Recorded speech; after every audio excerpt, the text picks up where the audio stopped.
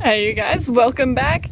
This time we are gonna go back to the basics. We're gonna talk about how to take care of some of the animals in our care to not only refresh our knowledge but catch up on recent science and to catch you guys up if you've never had these animals. I bet you guys couldn't guess, but this week we are going to do our boa constrictor Ida.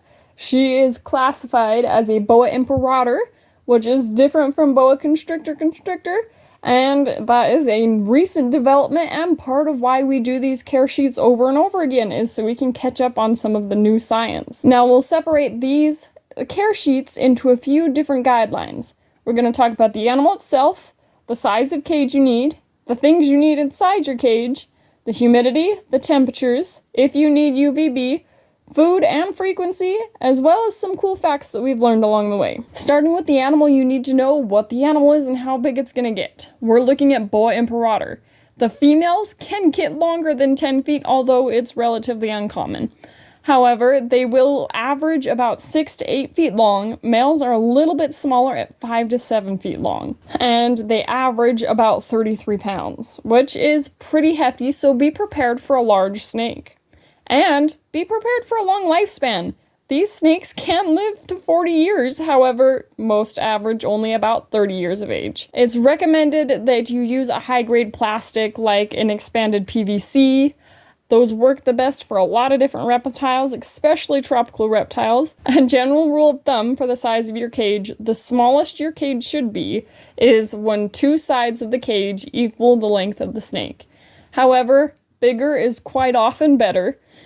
As juveniles, the smallest you should go is probably a 40-gallon enclosure. Don't forget that you do want a little bit of height. That's why we got 2 feet instead of 1 foot. It is because they are semi-arboreal, so they love to climb. They will take climbing opportunities when it's given.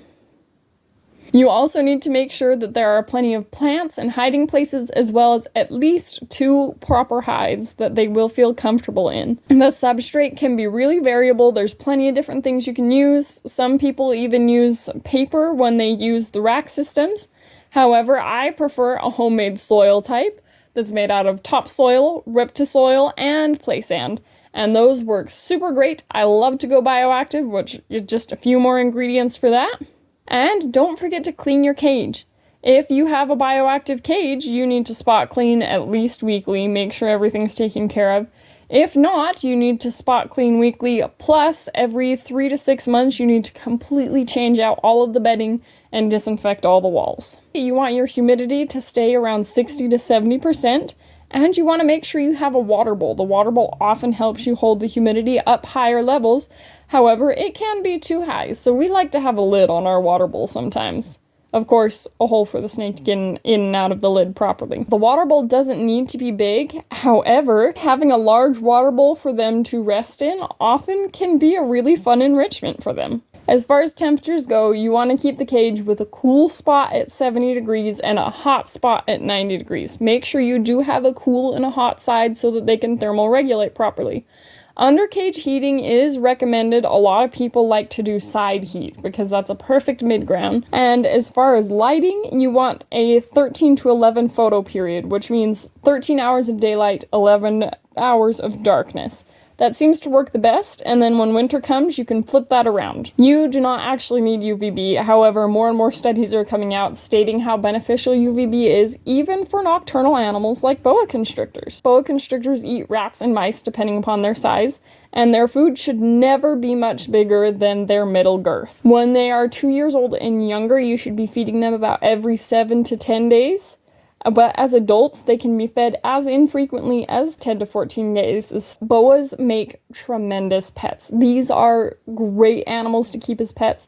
They are curious. They're rather docile as long as you have them properly trained for food.